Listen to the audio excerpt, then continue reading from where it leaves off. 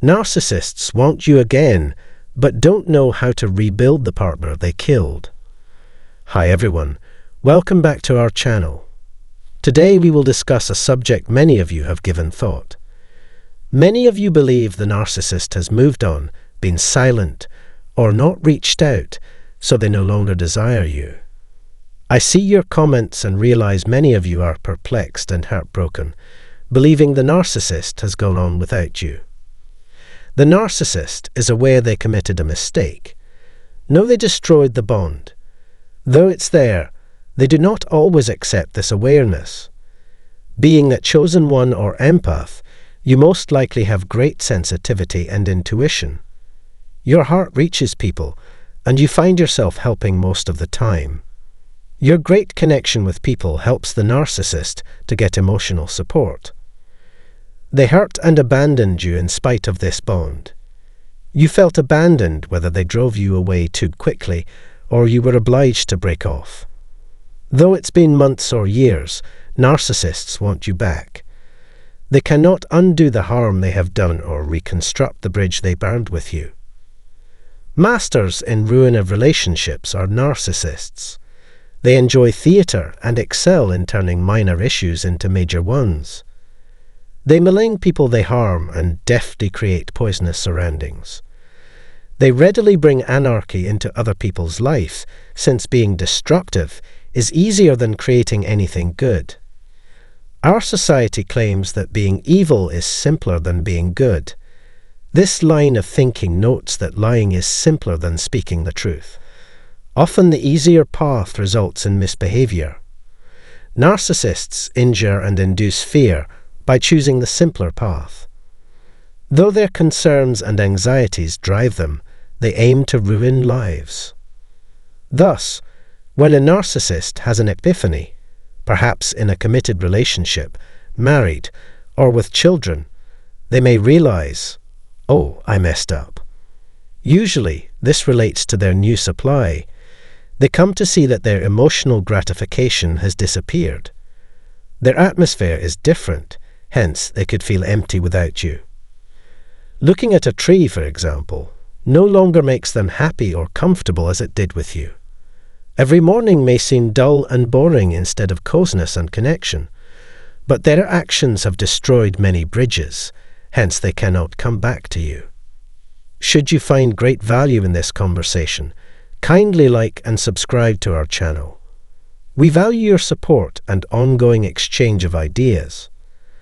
The destructive actions of narcissists have strained your relationship with them. They might have lied about you, cheated on you, or devalued you so badly you severed relations. These harmful behaviors sever your relationship and cause a great distance. A soul tie seems meaningless after all the devastation they have brought forth. You might have come to see that their love bombing was hypocritical. Knowing this helps you to see past the facade and know you are trauma-free.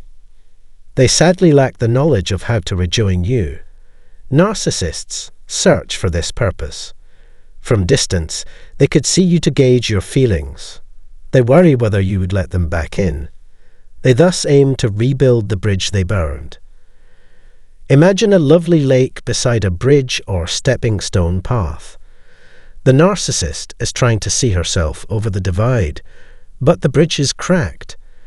Rebuilding this bridge will provide several difficulties.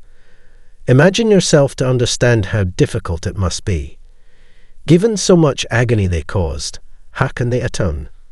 Getting back to a place where they might reconcile seems almost impossible. You might have missed them early on following a painful breakup. First, you would have felt relief, then anguish and sadness. The narcissist may seem laid back and oblivious of their actions while looking for fresh validation and attention. Usually, by the time you want them back, they have missed their chance. Divine timing and intervention accounted for this lost chance, neither party's fault. Sometimes God keeps paths from line of sight. Both you and the narcissist have to understand that your connection or separation is affected by outside events. Often this alignment is determined by something outside our reach. Whether you define it as divine time, chronos timing, or kairos timing, it's about seeing God shapes relationships. God tuned your soul's relationship with the narcissist. This union served your mutual development. Although the narcissist might have acquired worldly goods or flimsy advantages from your association, your objective was to uncover goodness in their gloom. Recall that, like everyone else, narcissists have a past. Their relationships have been poisonous, agonizing. They find themselves in a terrible pattern cycle. This loop covers your interactions and those of harmful people they have encountered. These incidents have made them emotionally traumatized and insecure. Being duped or cheated on could make someone feel inadequate and terrified. Naturally sympathetic to others, especially narcissists, empaths still, given the harm they have done to our life, how could they come back? Many times, they find themselves imprisoned in their routines. People could veer into harmful behaviors rather than mending or evolving. Imagine heading the other direction around the globe. Keep in that direction, and you will get back to your starting point. As this analogy shows, narcissists could come back to you. By then, they usually discover a closed door. When they come back, you really change. They can't remember you anymore. People used to take for granted your loving side. Today it is under protection. They might try to pierce your defenses to reach your delicate, fragile heart. For them, the journey to soften you wants more challenges. Some would weaken their defenses and let the narcissist back in. For me, keeping such defensive limits is absolutely vital. Narcissists both physically and spiritually turn off me.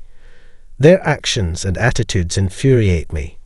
Remember that I was only in that relationship out of mistaken pity. I aimed at resolving their underlying conflicts. The narcissist exposed many aspects of my nature. I was cold and preoccupied with my business and objectives before I met them.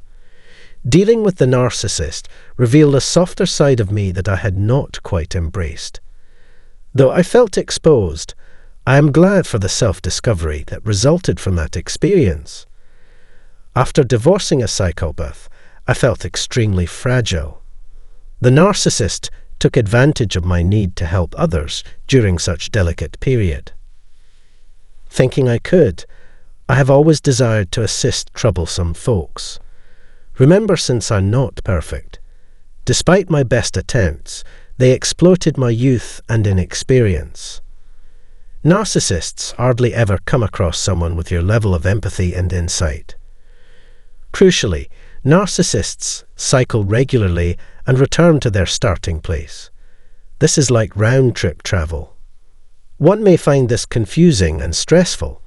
A person on a destructive, devilish road can find themselves caught in endless cycles that point nowhere. This can cover drug, alcohol, and prescription medicine abuse. Addiction can keep people caught in a dependent loop. This is to highlight how such behavior could prolong problems, not to criticize addicts. Their addictions could cause people to believe that a dark power is guiding them to repeat the same mistakes. Usually when caught in these loops, narcissists value their darker instincts. This negative energy confines them in circles, therefore restricting development and learning. Though not exactly, they might go back to the people they hurt. They can approach from another direction, symbolically crossing the bridge they burned. Rather than mending the relationship honestly, they can search for fresh supplies or validation and then sneak back into your life. They could show up out of nowhere at home or at work, or use bogus social media accounts.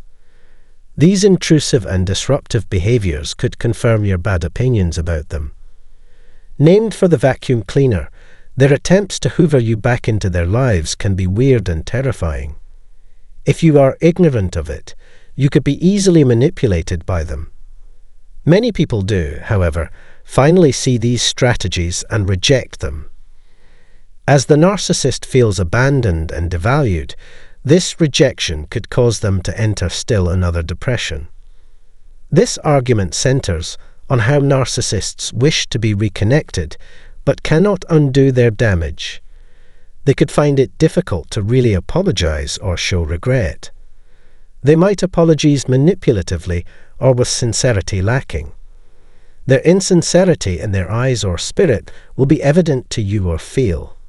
They do not mean what they say. It's good to accept your forgiveness and boundaries. Though not forgettable, I can forgive. This difference matters. When I forgive, I do not undo what happened or pardon the acts of others. Rather, I forgive to let anger and resentment go. These negative emotions can overwhelm me and compromise my mental and emotional state. While believing a higher force to correct their deeds, forgiving enables me to go forward. This does not mean I will let the same persons back in. I let narcissists out of my life. I cannot stand bad people. I have to set limits with past offenders if I am to be calm and healthy. I understand now that huge personal problems stem from my time with the narcissist. Once our friendship began, I was vulnerable and in healing. To me, the narcissist seemed to be spiritual and devout. At last I understood their manipulation included this veneer. Though I was preoccupied with my own goals, they badly sought my attention and tried to drag me back into their world. When I confronted the narcissist, I was in the wrong frame of mind. To get me back into their circle, they asked me to meet them at several locations. This helped me to understand a great deal about relationships and individuals. Thank God, my wake-up call from the narcissist was a gift. Self-discovery required a relationship with a narcissist. If the narcissist hadn't broke that poisonous relationship, I might never have understood the realm of emotional abuse and manipulation. I was reared to believe I was always incorrect. My narcissist supported this negative view. Now I realize it was their lies and manipulation, not my fault. I ran across 3 or 4 toxic people after the narcissist. They still interfered with my life, even if they did not harm me like the narcissist did by launching false allegations. I did not spend enough time getting to know these new people or identifying early on toxicity. I thus stopped contacts with them before any stronger ties might develop. I cut out 5 persons with their own toxicity who were trailing of the narcissist. This interaction sharpened my commitment to peacekeeping. After seeing many of the narcissists, I now know many of their behaviors and antics. Then I was ignorant and uninformed. God, I now see, shielded me on this road. I tried reaching out to individuals to ease my suffering, but it didn't help. I counsel anyone viewing this video not to turn to outside sources for pain relief. It fails, promise me. Fascinatingly, narcissists also follow this pattern. Usually finding new companions to help them go past the loss of their former source, people deal with their loss differently. This diversion serves only momentarily. It does not cure. What if I could repair the relationship? The narcissist might ask frequently, is there any way to rebuild what was lost? Though it is pointless, they are caught in a cycle of seeking to repair the bridge they destroyed with us. Usually, empathetic people are chosen. Should a narcissist view this film and engage in empathy, they have to understand this dynamic. When the empath recognizes they must defend themselves, they might cut off the relationship. The narcissist will face a closed door whether they come back across the blazing bridge or by a longer path. There are grave implications from this door slam. It indicates the empath no longer views the narcissist the same way. Their perspective on dysfunctional partnerships has evolved. Once the empath shields their heart and brain, the narcissist battles to recover those emotions. The door slam guards against more damage once the sympathizer has left. From behind a closed door, the narcissist may convey messages or reach out, But empaths set boundaries to prevent emotional pain. A physical and symbolic act of self-preservation, the door smash breaks the link of the past.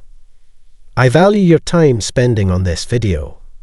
These tales should help you grasp interactions between narcissists and empaths. Should this article be of use, kindly like, comment on, and share.